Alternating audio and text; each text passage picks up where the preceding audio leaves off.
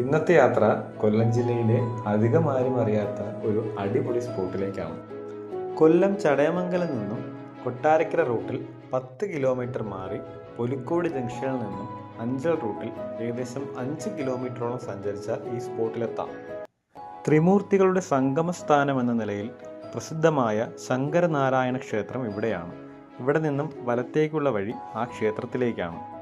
ഈ കല്ലുപാകിയ വഴിയിലൂടെ മുകളിലേക്ക് നടന്നാൽ മലമേൽ പാറയിലെത്താം. രാവിലെ 6 മണി മുതൽ വൈകുന്നേരം 7 മണി വരെയാണ് ഇവിടെ സന്ദർശന സമയം.